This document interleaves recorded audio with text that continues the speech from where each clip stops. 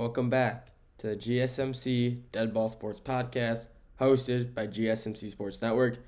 I'm your host, Nolan Jamber. Today, it's pretty quiet in sports. Very quiet time in sports. I mean, the play-in starts. That's really all we can really talk about as of like news. Yeah, there's some baseball here and there, but today we're talking mostly basketball. Talk about the play-in from yesterday, how that went, the games today, how that's gonna go, how I think it's gonna go. And then we're going to the Charlotte Hornets. We'll talk about them later. Then we'll talk about the Tigers, the Detroit Tigers again. Team, I just so much to cover about that team. And then in the third segment, you'll have to wait and see. Nah, I'm just trolling. We're gonna talk about the third segment is the NIL, the downfall of college sports. We'll talk about that in the third segment. But before we get into all of that, tips and donations. Tips and donations are a great way to show that you guys care and like the content that we put out. So by tipping and donating, by doing so, it means you guys care, and that means the content we put out is the best that we possibly can. And by you guys tipping and donating, it shows you guys care. So if you do want to tip or donate, if you're not in the live stream, the link's in the bio description in the video, YouTube video. And if you're in the live stream, super chat and sticker is the best way to do so. Even if you don't want to, donate or tip, leave a comment. Comment section of the YouTube video or the live stream comment section. I'll see that right away and get to that. If in the YouTube, I'll see that after I upload it, and then I'll answer that in the comment section. So feel free to do that. And like I said, if you do want to tip or donate, which is always much appreciated, if you're in the live stream, super chat or stickers. If you're not in the live stream, the links in the bio and description are the best way to do so. With that being said, let's get into the first segment of today, which is the NBA play-in so far. We got two play-in segments. We got this one, the play-in last night and tonight. So let's talk about it. So last night was the first round of the SoFi play-in, and it was a pretty good games. One of the games was actually, I'll say one of the games was good. The other one was not. We'll talk about the not good game. The Hawks versus the Magic. For the past 2 weeks now, I've been saying, because the East has been set for about 2 weeks already, I've said the Hawks will lose to the Magic because they're not a good basketball team. Also because the Magic's defensive play is just so good. And I was right.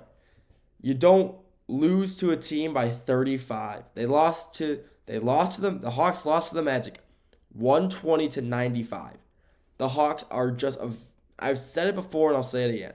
The Hawks are a very mediocre basketball organization. Always have, always will. Trae Young is your star player, and no matter how good he does, he put up 22 last night. He put up exactly 22, 2, and 6. Or 28, 2, and 6, sorry. I mean, those numbers alone just aren't going to do you very good come play. I mean, yeah, they're good numbers, but when he's the only player on his team putting up 20-plus points, you're not going to win games. Everybody else on his team had 12 or less. I mean, he just surrounded by mediocrity. The Hawks are, I guess, always been mediocre. Their offensive play is not okay. Defensive play is only okay. Each year they have a very average record, literally a 500 record, like 41 and 41, 42 and 40. They will just never. I'm just going on like a Hawks like tangent right now, but I just don't like the Hawks because they always make it to the play-in and do nothing with it. And then if they do make it out of the play-in, they seem to, lose first round because they'll be a play-in team, play either the first or second team, and get swept 4-0 or lose 4-1. It's just annoying to watch the Hawks make it every year and just in a very weak Eastern Conference. And it's just really not fun to watch them play. Trae Young's fun. I love watching Trae Young play, but I just don't like watching the Hawks. The Hawks are just not a fun team to watch in general. The Magic, though, the Magic are a fun team to watch. They are full of young athletes, young all-stars, Paolo, the Wagner twins, Jalen Suggs. I mean, the team is a good young team. And last night, these young stars came out to play. First off, before I get into the stats, the Magic fans were chanting at the end of the game, "We want Boston." And I really do think they can take Boston to a lengthy series, 6 or 7 games. If they played like they did last night for a series against Boston, they could take them to 6 and 7 and win. But if they play, like they've been playing normally all season, with a losing record, their losing record team, they will probably lose in 5. Let's be honest. But if they do play like they did last night, they'll have a very, very good chance to beat the Celtics in 6 or 7. If not, take them to a lengthier series. But let's look at some of like the stats for that game. Yeah, Paulo, almost a triple double, kind of not really. 17 points, 9 rebounds, 7 assists. I mean, he's just so good. He's strong. His shooting isn't, his 3-point shot isn't the best, but he's just a very physical athlete, and he's like just plays the same way he did at Duke, and it's just physical and fast, and it works for him. Franz Wagner, one of the Wagner twins out of Michigan, double double, 13 points, 13 rebounds, 3 assists. Cole Anthony, coming off the bench and having 26, 3 and 6. I mean, it just kind of shows the Magic have a very young, deep roster, and you got guys like Cole Anthony coming off the bench, making big plays, dropping 26, and one of the reasons he had the most points in the team last night. And by dropping 26, he's the reason they won by 35. Without him, they would have only won. Like hypothetically, if he didn't drop 26, it's like he dropped only 10. They would have only won by about 7-8 points. So having these guys come off the bench, playing so good, helping you win games is crucial for the playoffs when you have guys who need to take a rest. And the Magic proved that. And like I said, they could, if they play like last night, take the Boston Celtics to a 6-7 game series, and I would love to see. I'm excited to see how that goes. Then we got the Western Conference, the more competitive Western Conference. And last night, Memphis Grizzlies versus the Golden State Warriors.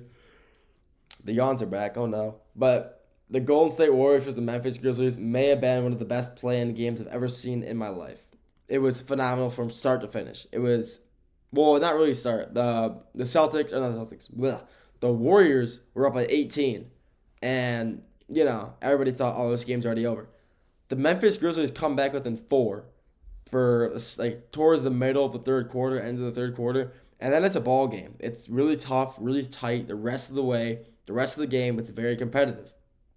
And, you got the guys like playoff Jimmy Butler. People would think, yeah, he's on the Warriors. Maybe he's not there. He doesn't have it anymore. Yeah, he definitely still has it. When Jimmy Butler is dropping 38, 7 and 6 in a play-in game, yeah, I mean, he's never lost it. This is the team that could take Houston easily to a 7-game series. And I think if they do take Houston to a 7-game series, they can also make a way to the Western Conference Finals. I just think they will. The Warriors in the playoffs are just, no matter how mediocre people think they are a very good basketball team. Let's look at that 2022 team, for example. They were a 6 seed. No one thought they were going to make it far. They were the most underappreciated teams in the Western Conference that year, in the NBA that year. And they drive past through everybody, make it to the finals, play Boston, win. No one thought they'd make it in 2022. No one thought they would make it to the NBA championship. Not only did they make it, and they won with really nobody. Yeah, they still, Clay and Steph and the Splash Bros. And Jordan Poole was there as well. I love Jordan Poole at Golden State. But, I mean, no one thought that team still had the ability to make it far in the playoffs. And they proved everybody wrong, winning an NBA championship, another one. And they still have it. This organization, no matter play-in, playoffs, the organization finds players to, be better in the playoffs. And Jimmy Butler is the person they added. And he's one of the reasons they won last night. But like I said, 38, 7 and 6 from his first playoff game with the Warriors. And then Steph Curry, another Steph Curry performance. 37 points, 8 rebounds, 4 assists. I mean, Steph Curry is still phenomenal. He is still the greatest three-point shooter in the NBA, still one of the best playmakers in the NBA, and he's just so dominant. He's been in the league a little while now. He's been in the league a while, and people were, wondering, does he still have the ability to play this high-tier basketball that he used to have? And the answer is very much yes so. He is still just making plays, shooting just as well as he used to. He is still so dominant, and, he still got it. He can be the reason the Warriors a deep playoff run. And then they play, like I said, the Memphis Grizzlies. The Grizzlies all around had a pretty good game stat-wise, but, they just made some interesting, silly mistakes towards the end. That 5-second violation, that cost them the game. They have this momentum, only down 2 points, and then they get a 5-second violation. You lose the ball, Warriors go down, score, put it within 5, and then only a 20-second game left, and they lose. I mean, you're in the thick of it. You have the ball, you're down 2 with 30 seconds left, and you get a 5-second inbound violation. That is just the worst thing that could possibly happen to you. That is the silly mistakes that happen, and that is a coaching problem. That's why I say they should have never fired their head coach. A head coach, A competent head coach would not let that stuff happen. He would have called a timeout. He would have, tried to redraw a new player or something.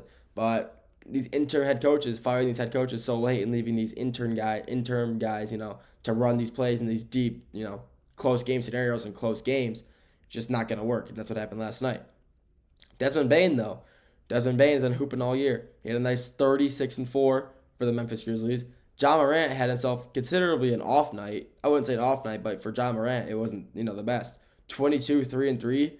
I mean, that's off for Ja Morant. He normally drops, 30, 35 points minimum. But not say minimum, but he's having like 20, 25 plus. And 3 points under his average, just shows you an off night.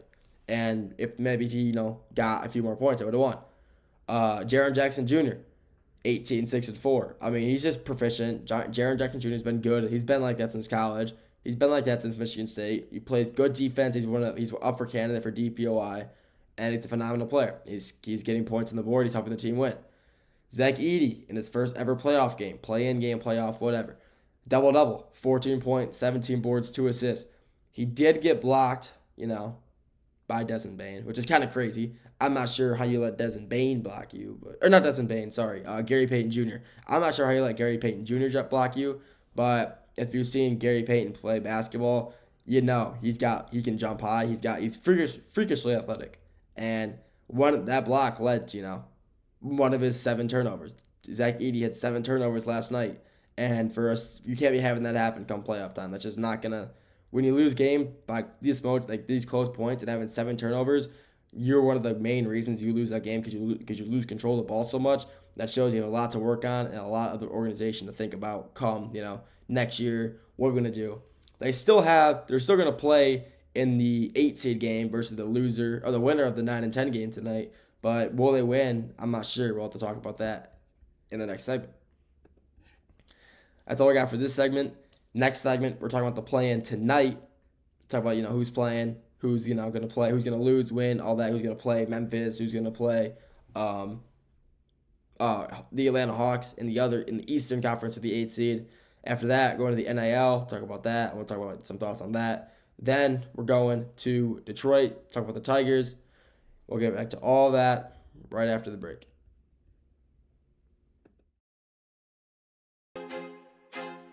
I feel like I'm losing my mind. Is everybody in the world blind? Please, Lord, give me a sign, a sign. I feel like I'm losing my mind. Is everybody in the world blind? Please, Lord, give me a sign, a sign. I wanna be the greatest. Everybody on the fake shit. I look around and feel like everybody is the fakest. I make this every day and I'm impatient, hoping one day I blow up from the basement. Statement, the top is so vacant. I don't hear shit that I think is amazing. Waiting for my day when I'm playing sold out shows for 1,000 faces. Hey, give me that crown, get in my way and to be put down. It ain't your place, all this my town. If I want that shit, then I'll get it right now. I'm losing it, the noose it fits, I'm losing shit. A stupid myth, you choose to live or choose to dip. You choose to fight or lose your grip and lose a gift. I feel like I'm losing my mind. Is everybody in the world blind? Please, Lord, give me a sign, a sign. I feel like I'm losing my mind. Is everybody in the world blind?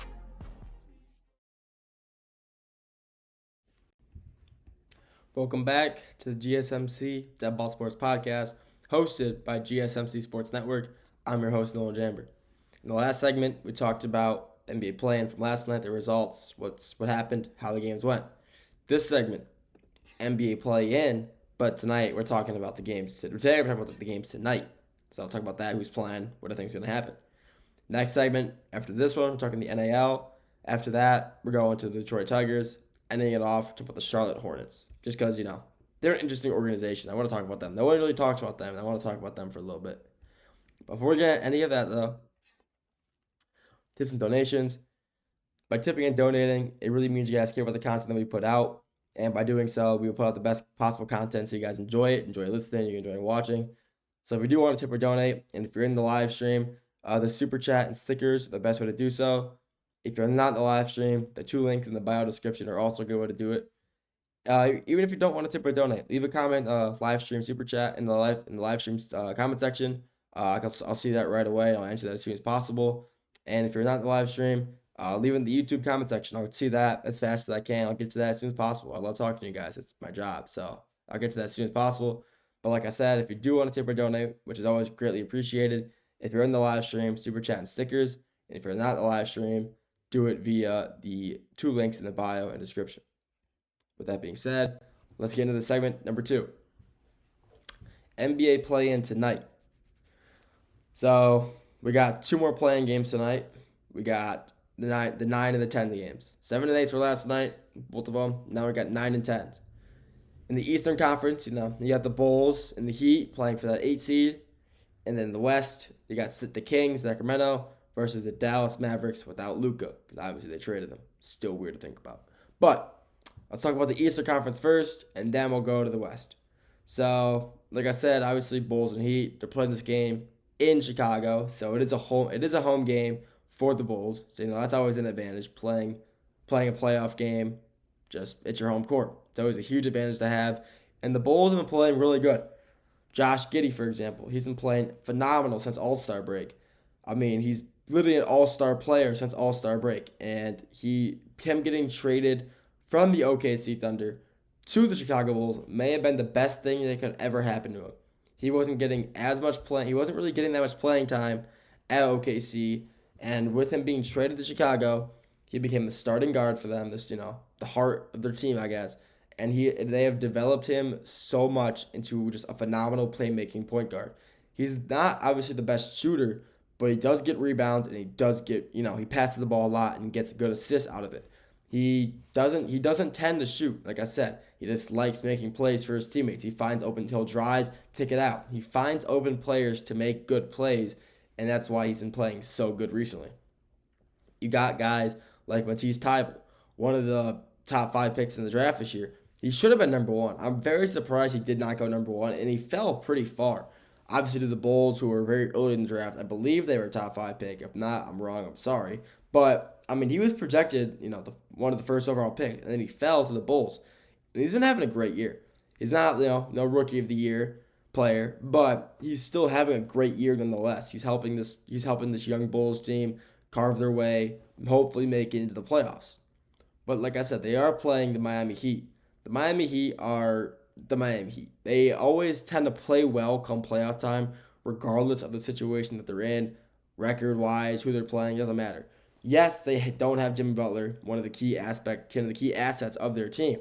But they don't. It's not like Jimmy Butler was the only reason they played so good and made deep runs in the playoffs. Bam Adebayo, huge center, huge asset for this team, one of the best centers in the league when he's healthy. Obviously, he's a phenomenal player overall. He averages puts up 20, 25 points a game, 10, 15 boards, averages like a double-double.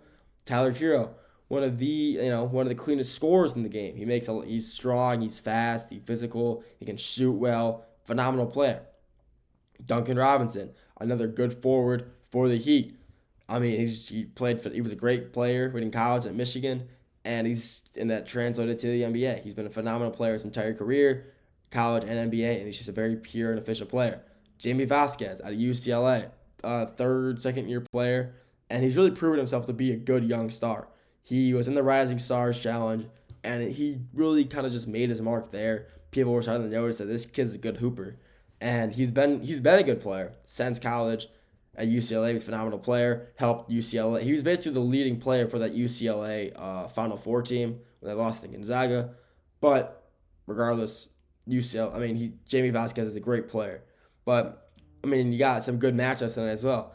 Bam Adebayo versus Nikola Vukovic, the center for the Bulls. It's going to be a great matchup nonetheless. Two bigs playing, two really good bigs. Obviously, I do think Bam is better. So, it's going to be a tough battle for Vukovic to get boards and make plays in the paint. But it will be a fun matchup to see.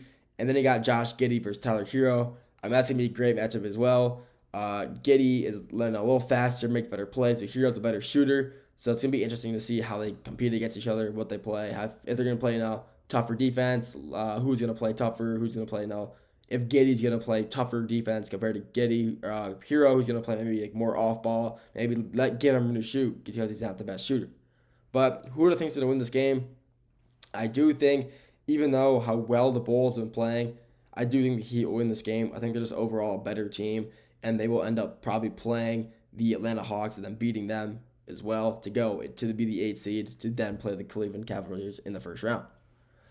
We got the second game tonight, the later game. Sacramento Kings versus the Dallas Mavericks. This game was in Sacramento, so obviously another huge help for the Kings. Being at home in the playoffs is always a huge help. Sacramento had some phenomenal players. Domantas Sabonis, easily one of the most underrated players in the league right now. He was phenomenal. He's been phenomenal the past few years, putting up great numbers, helping his team win games. And he's getting very little social media recognition for it. And he's putting up double-doubles, triple-doubles almost every night now. And it's like no one talked about it. He had the longest one of the longest double-double streaks last year. He had 70 straight games of a double-double. And in this year, it's like no one even wants to talk about it. It's insane how good he's still playing. He's going to be paired up against Anthony Davis, though.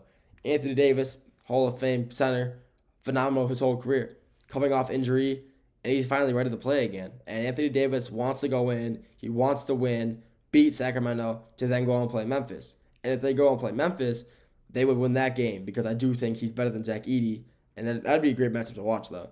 But Sabonis versus Davis is really the main card, really the main, the two main guys tonight. And I'm excited to see how these guys pair up against each other.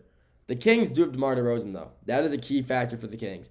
No one, I cannot see a single guard on the Mavericks. Klay Thompson, Dante Exum, Max Christie. I just can't see any of those guys pairing up against DeMar. DeMar has just been so good his entire career, playoff time, regular season. I mean, he's just a phenomenal player overall. He shoots well. He's literally the perfect guard archetype. He can shoot. He's played defense. He's big enough to where he can match up against forwards and still play well, even as a guard.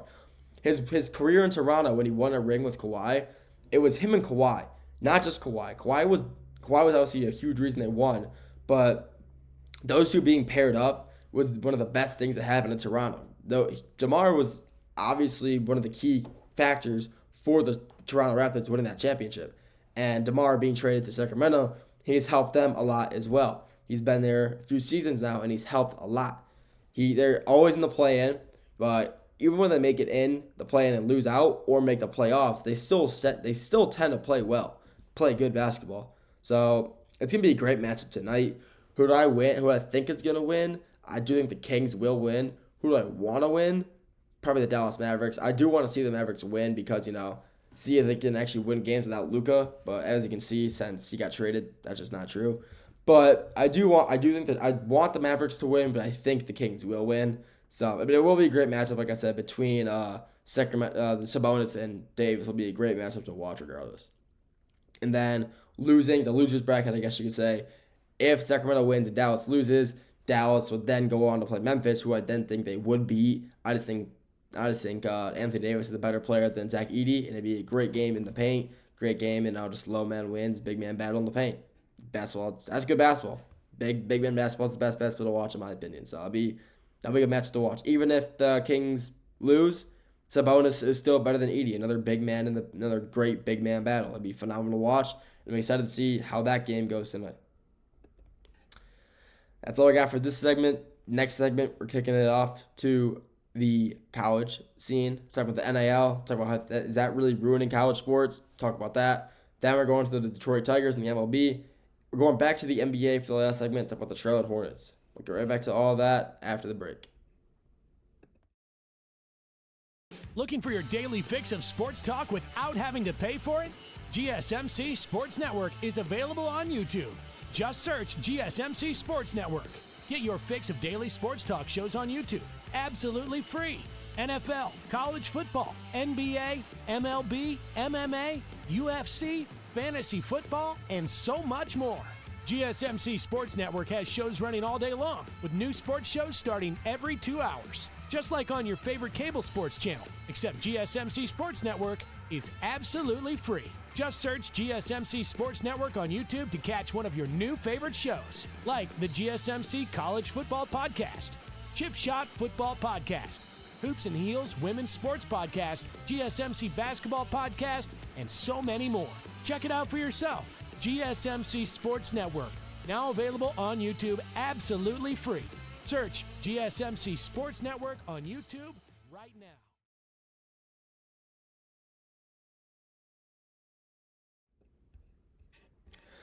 Welcome back to the GSMC Dead Ball Sports Podcast, hosted by GSMC Sports Network.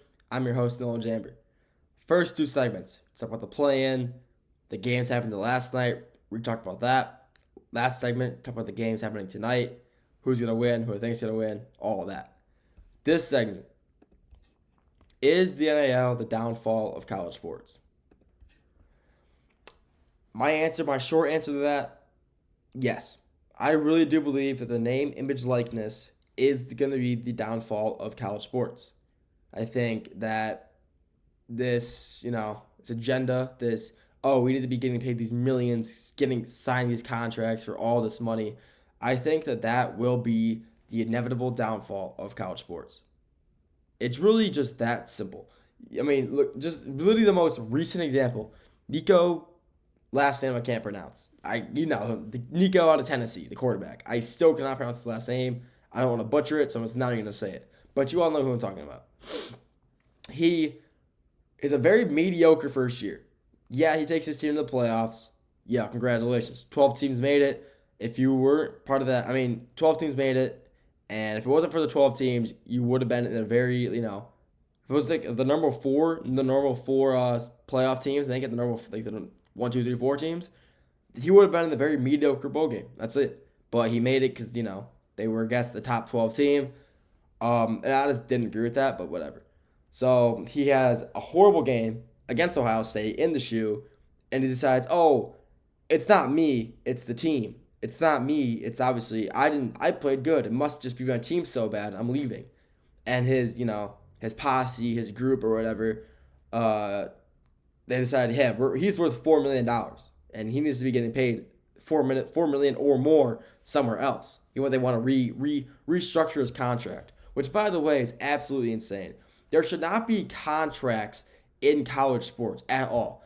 Yeah, you can earn some money. You should not be able to sign contracts. They should set a minimum or maximum total a player can make for, their name, their image, or likeness. It should not be as much as they want, and they should not be signing contracts for it. It should be, okay, you can make this much at a set limit, and that's it. We can just pay you this much.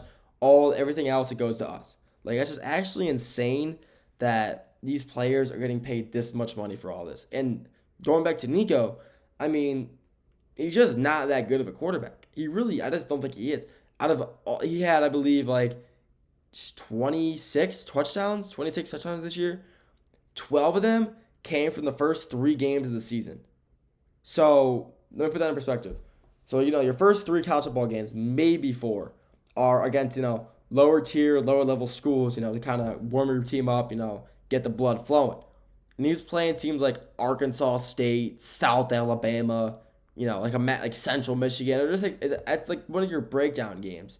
And when you have 26 touchdowns, and about half of them are only coming from that first 3 games of the season, and college football is a 12-game season, and by the end of that, by the end of the year, after those 3 games, you only had 14 more touchdowns, so 1 touchdown a game.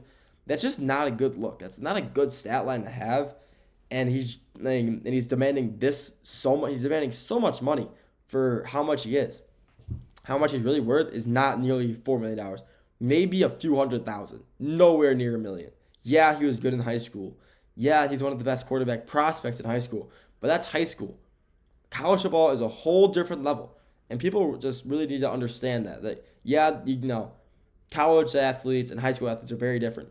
But there's a very, very few college players or high school players who are able to make the next step to college football and still dominate. You got guys like this incoming QB class, Bryce Underwood. I think he'll do good. I think he's going to be one of those exceptions. You guys got any Ohio State quarterback. They make the jump from high school to college. Bryce Young, CJ Stroud. Or not Bryce Young, sorry. CJ Stroud. Justin Fields. All these Ohio State quarterbacks from high school to college are phenomenal. They make the jump to the NFL. and then just kind of, fall off a little bit. But like the NIL is just actually just, it's absurd these guys are making this much money. I mean, it's just kind of be nuts. Like, we're going back to Nico again. He leaves Tennessee because they're not restructuring his contract for the $4 million that he wants. And he wants to leave. He's going to, all these schools are looking at him, the schools like USC, North Carolina, Tulane, UCLA. I mean, a lot of these schools are looking at him, and they're saying, you know what, maybe Tennessee was right to get rid of him. Looking at his stat line, you can see, is he that good of a quarterback? No, he really isn't. He really isn't that good of a quarterback to be getting paid this much money. And he had the crystal ball from UNC with Bill Belichick, the incoming coach, obviously Patriots, dynasty coach, Bill Belichick.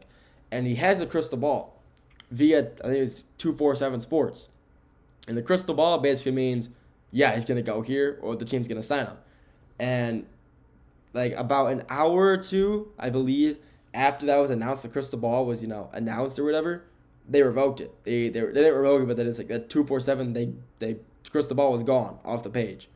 And that's kind of just shows that maybe, like UNC was thinking, they were probably talking to Bill Belichick, and Bill Belichick, I would say, is one of the greatest football coaches of all time, possibly the greatest football coach of all time. And, Bill Belichick knows, how to coach a good quarterback. I mean, obviously they had Tom Brady, the greatest football coach, the greatest quarterback of all time. So he had Drake May for a little bit, but like, that doesn't count. We're talking about, and Bill, by the way, Drake May's a good quarterback. I'm not trashing him, but I'm just saying. He coached Tom Brady, the greatest football quarterback of all time.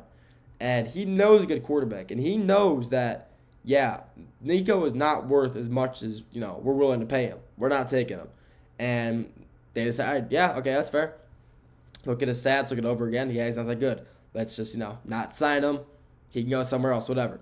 And that's exactly what happened. They cut him, or they took his crystal ball away. They said, we don't want you here.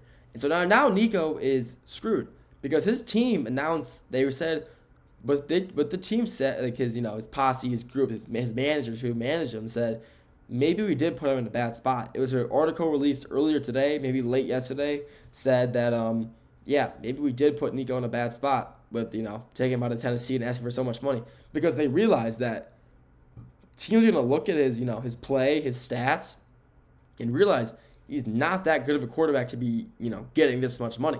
He really isn't. But let's not talk about just, Nico anymore. I feel like I'm, talking about him too much, trashing him a little too much, but, it's just my opinion. I mean, the NIL just in all sports, college basketball, transfer portal. I mean, yeah, guys, obviously I'm from Michigan State. I go to Michigan State University. So let's talk about, guys leaving the transfer portal, like leaving the team, NIL, for other teams. I'll talk, basketball. Xavier Booker. He was a five-star recruit out of high school. Comes to Michigan State. He plays pretty good, honestly, his first years. He doesn't get that many minutes his first year, his freshman year last year. He played good in those minutes, though. This year, he also doesn't get that many minutes. He definitely improved, but not enough for Coach Izzo to, put him into these games where they need him. And he says, yeah, I'm going to leave. I'm going to transfer to UCLA. Because they offered him a good amount of money to go there. And just another example, the NIL. These guys are getting paid hundreds of thousands of millions of dollars to, transfer schools to go play for other teams. There's no loyalty in sports anymore. All these guys just want to leave, go wherever the money's at. There's no one wants to go to dynasties that have been dominant forever because they're good. They want to go there because of the money. And they're going to keep leaving every time a team offers them more money, which is just horrible. I just don't like that. It's just, there's no loyalty.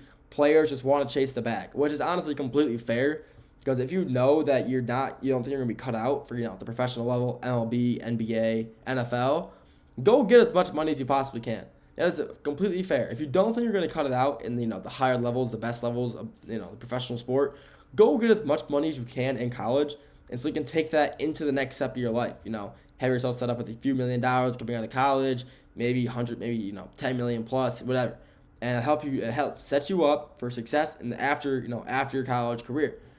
I mean, NIL is definitely ruining college sports in my opinion, and the transfer portal, all that. But for the players doing it, just to kind of make a living after college, I respect that. But if you're doing it just to get as much money as possible, knowing that you can go be great in the NFL or the next level. I just think it's kind of weak that you don't want to stay and win championships. You just want to make money. If you know when you can get more money out of your, professional career than in college. But that's just my opinion at the end of the day. That's just my takes on it. That's all I got for this segment, the NIL. Next segment, going to the MLB, talking to the Detroit Tigers. After that, ending at the NBA, talking about the Charlotte Hornets. We'll get right back to all that after the break.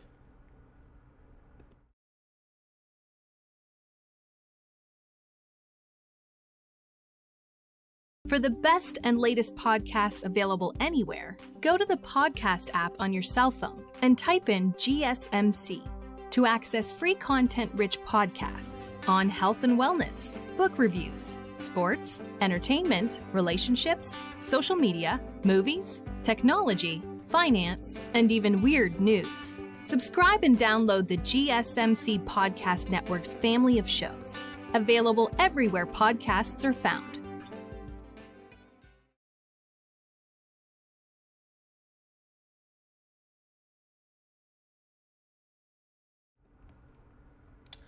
Welcome back to the GSMC Dead Ball Sports Podcast, hosted by GSMC Sports Network. I'm your host, Nolan Jamber. First two segments, we were talking about NBA, the play-ins, how it's going so far, who's playing tonight.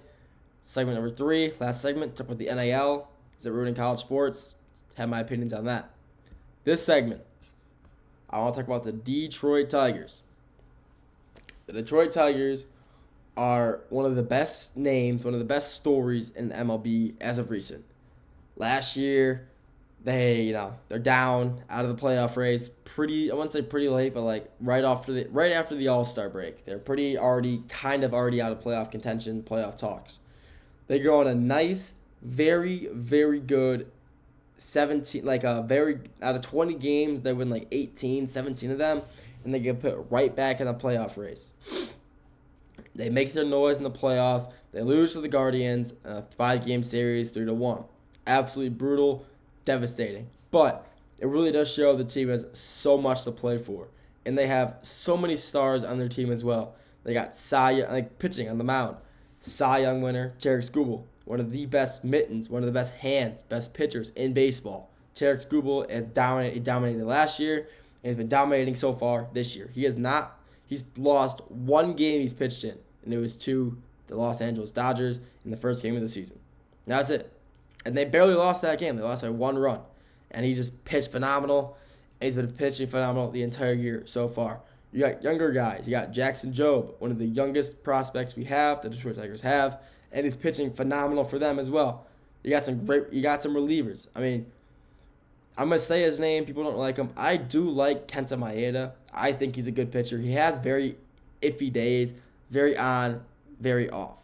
He's either hit or miss. And I do enjoy watching him pitch, but obviously, not everybody does. You got other pitchers. Jack Flaherty starts with the Tigers last year, helps them, get some momentum, gets traded to the Dodgers right before the trade deadline's over. He goes and wins the MLB championship, and then he gets traded back to Detroit. So in return, we won that. The Dodgers get a ring. They got the ring, but then what we got out of Jack Flaherty in the original trade, we got a few picks and a few guys. We kept those 3 guys that we got from Flaherty, and then got Flaherty back at the trade in the offseason to get him back. So honestly, it kind of worked out. We got 3 good prospects, and then we got Flaherty back. And let's talk about their fielding and hitting. So the Tigers, have not been hitting. Last year was one of the big struggles. And this year, it is not. They've been hitting very well behind the plate this season so far. Spencer Torkelson is one of the best hitters in the MLB right now. And I will say that again. Spencer Torkelson, one of the first picks in the 2020 MLB draft. He was hitting very poor last year. Got sent down to the minors, lost his confidence, came back up, started hitting good. This year, through, I believe, 15 games, he already has 6 home runs. He's been hitting, his hitting has improved so much and so drastically through the offseason that, it's really helping the Tigers win games. He's hitting these home runs every other game or so with guys on base. He's hitting 2-3 run shots, helping the Tigers get up big leads. I mean, it's just a huge help for those. Other guys, we got Gleyber Torres back. He was injured for the first two. He got played the first 2 games of the year against the Dodgers series, and then he got hurt. We got him from the Yankees, but now he's back again and he's healthy. He's playing good again, which is really good to see. You got guys like Javier Baez who are playing very good as of recently. I love Javier Baez. I always have and I always will. People don't. I can understand why you wouldn't like Javier Baez. He, his batting could, he's got room for improvement to say the least. But his fielding and his ability to make plays in the infield is just so phenomenal that you cannot deny the fact that he's a great overall player. You got other guys. I'm going to say Riley Green, an all-star for the Tigers last year. I mean, Riley Green is still one of the best outfielders in the MLB and one of the best hitters in the MLB as well. He, whenever he's at the bat, I never fear the fact, he's going to strike out. I always think, he's going to make some good contact. At least if someone's on base, at least, move the batters, move the base runners, get them, move them, advance. Get him from first to second. I mean, I don't care. I just always have confidence in him making plays at behind home plate. And I love watching that. I love watching him hit. I love watching him in the outfield. He's very fast in the outfield. Sorry, stumbled over my words right there. But he's fit, he's fast, and he makes great plays. A few games ago in a series against the Twins, he made one of the best diving catches I think I've seen in a while. And, it never feels good when you dive because, you land on your body pretty weirdly. And he was able to, just get right back up, catch a few breaths, and he was ready to get back ready. He's a phenomenal player. He's a reason there was an all-star. He is a reason. Oh my gosh, I can't say this right now. There was a reason he was an all-star last year because he just hits well and he plays so well in the outfield and he helps the Tigers win games through his play on both sides of the ball. Honestly, he doesn't get talked about enough, but Jake Rogers, the catcher for the Tigers, he's a phenomenal catcher. I'll say that. He is the reason him and Terry Skubal, their chemistry together is so good. You cannot have a good pitcher without a good catcher. And Jake Rogers is that catcher for Terry Skubal. He hits, catchers normally tend to bat ninth in the lineup. And there's a reason he does. Well, I mean, Jake Rogers, he's not, he's a catcher. Catchers don't always have the best hitting. But a good hitting catcher is a great thing to have. And as of this year, Jake Rogers has been batting pretty well, batting around 200, and that's up from his average of last year. I believe it's like 230 or so, and that's up from his average of around 190, 200 last year. Also, his mustache is beautiful. It's a great mustache. But besides that, Jake Rogers is a huge addition not addition, but like a huge player for the Tigers. He's a brick wall back there. There's nothing by him. He's a great overall player, and I'm just happy to see that the Tigers are doing so well with him behind the plate. Henry Malloy is a phenomenal player as well. Great outfielder for the Tigers. Helps them, he helps them when he needs to be there. He's a great hitter. He's been hitting well all season, and I'm really enjoying watching this Tigers team. This Tigers team is a team that, made some noise last year. Is the first team in the NL this year to get 10 wins. And I'm just excited to see, even though they're losing to the Brewers, I'm pretty sure they won their first game against the Brewers, slaughtered them, lost yesterday pretty bad. And I believe when I checked earlier, they were losing like 3-0, 5-0 in the bottom of the sixth. So I'm assuming they're still losing. So we're going to lose this series, which does suck. But this Tigers team is something that I'm proud of. I'm happy to always, be able to sit here, watch the Tigers play some good baseball. And this is a team that I'm excited to see make the playoffs. If they can stay consistent, stay healthy, keep playing the ball they've been playing, hit the ball well, field, and play good defense that they've been playing all year so far, and just keep the momentum they have, they will make the playoffs this year. And plus, they got one of the best, possibly the best prospect in baseball right now in the minors, Max Clark. Max Clark is one of the best hitters in the minors right now. He's averaging like 500, 400. It's insane. He's hitting phenomenal. He's a phenomenal player in the field as well. He's fast. Like every MLB player is fast. but he's just young, and you know how fast young guys are. They're fast, versatile, slide, dive, make plays anywhere. And he's a very versatile player. He's a great player in the field, great player behind the plate, and he just does what he needs to do to help the Tigers. He's going to be a great addition to them when they inevitably call him up sometime this year. I'm not sure when that's going to be, but when they do call him up, he's going to be a huge asset to help them win games and hopefully make a deep playoff push in the offseason. And I'm excited to see how the Tigers do going forward. That's all I got for this segment. Next segment, and the final segment, we're going to talk about the Charlotte Hornets. A team that's got really no talk. No one really talks about them, and it's kind of a reason so. They're not a very good team. But I just wanted to talk about them for a little bit, see, give my takes on, what's going on over in Charlotte. And if they do even have, like a future, be a good team in the future. So I'll talk about that right after the break.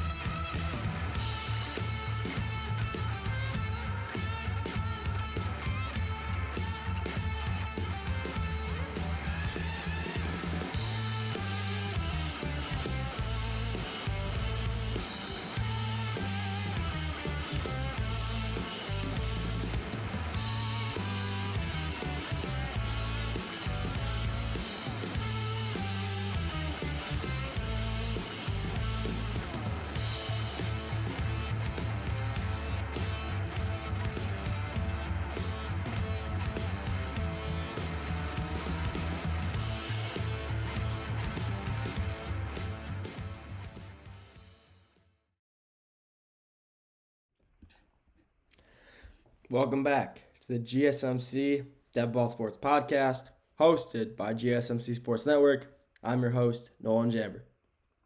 Today, we've had a wide variety of topics to talk about. NBA play-in, it started last night, talked about that. Talked about the play-in games tonight.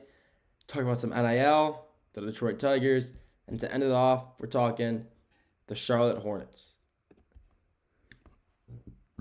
The Charlotte Hornets are one of the teams in the NBA. They are definitely one of the teams in the National Basketball Association. They, again, have missed the playoffs. They don't tend to win games. I'll say that. They are very, they don't win games a lot. And there's a stat I saw yesterday, I want to say. The Charlotte Hornets this season, when they had LaMelo Ball, won they were 3 and I believe it was 23. Well, with LaMelo, 16 and 31. So, they won 19 games. Yeah, they're a team. They're in the National Basketball Association. They're a team for sure. But they're just a team that has really no future ahead of them. They really don't.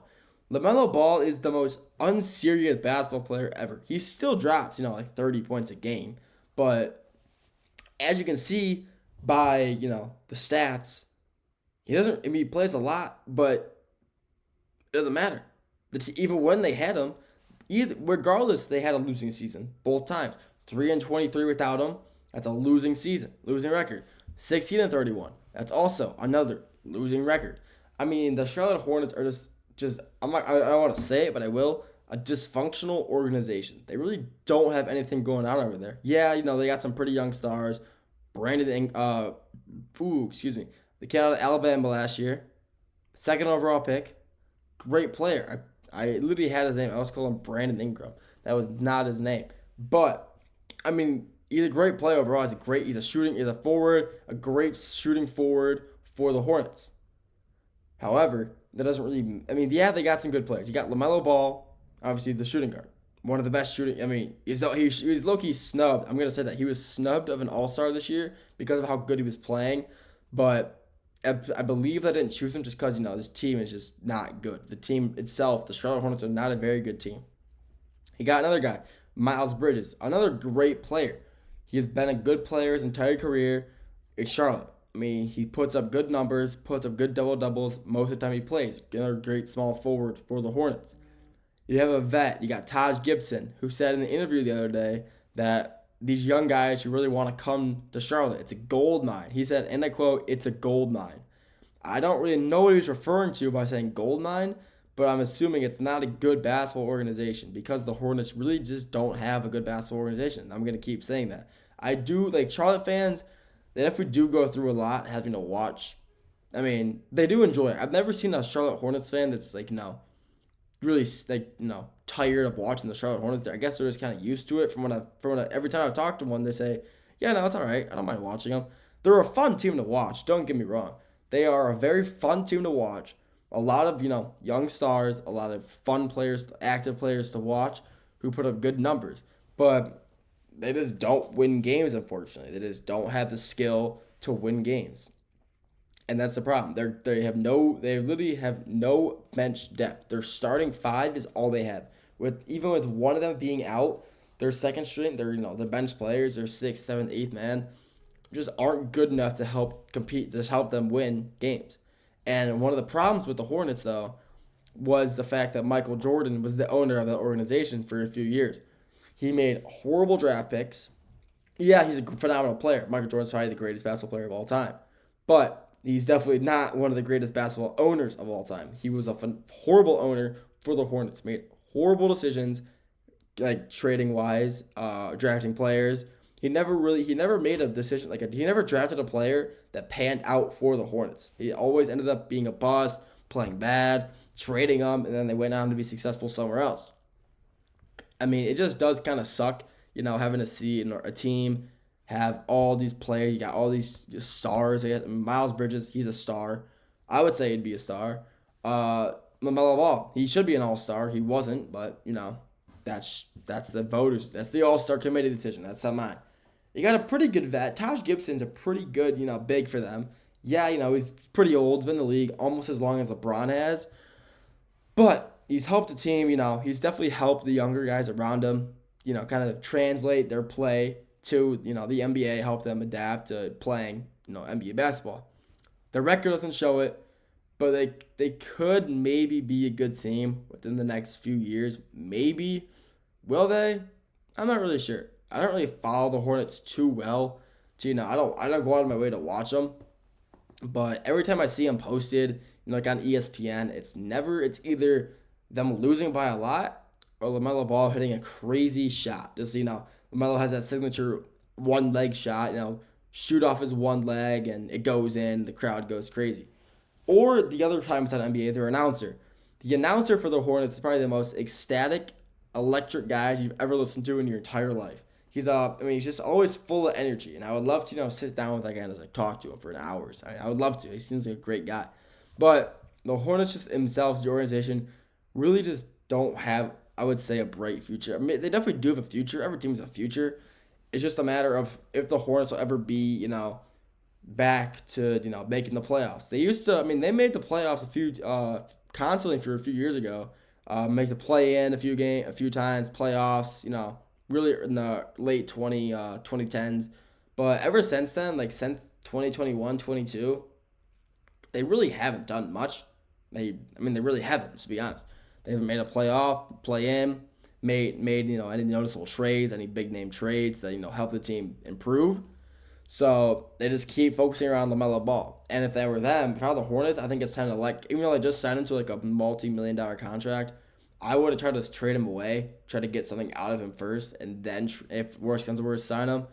But like I said, trade him if possible. Maybe try to trade Miles Bridges. I think he would be worth the trade. I think any team, he had some trouble in the past, but I think any team would see how he's a good basketball player and he has a good future ahead of him. And I do think the teams could see that and say, you know what, maybe we'll take a chance of them, trade him for, maybe a few picks, like a second-round pick or two, maybe a player. And the Hornets will take it. The Hornets are in rebuild mode for the past few years. And I think it's time that, they try to take it seriously now.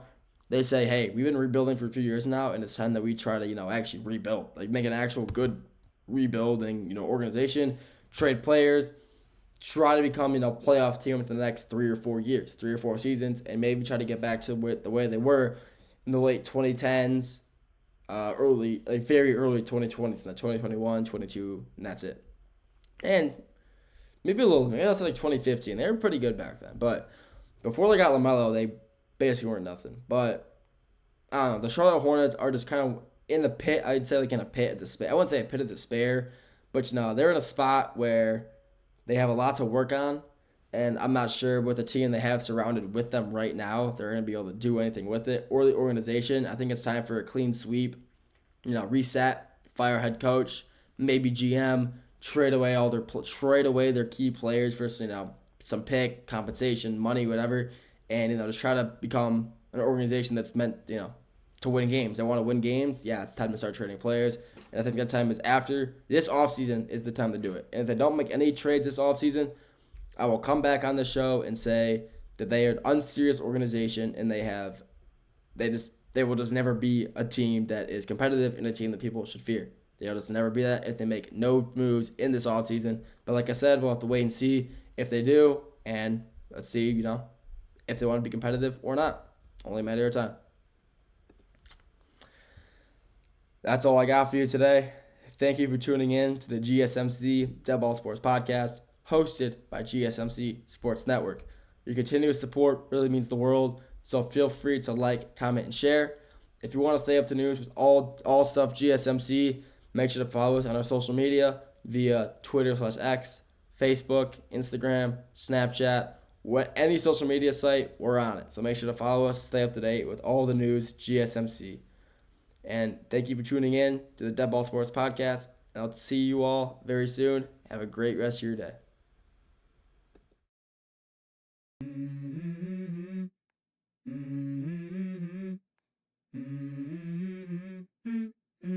Let's go. I wake up to a little bit of drool on my pillow, feel like it's gonna be a bad day. Yeah, I'm tired of shit, and the coffee ain't hit yet. Damn, ain't that great. I don't wanna go to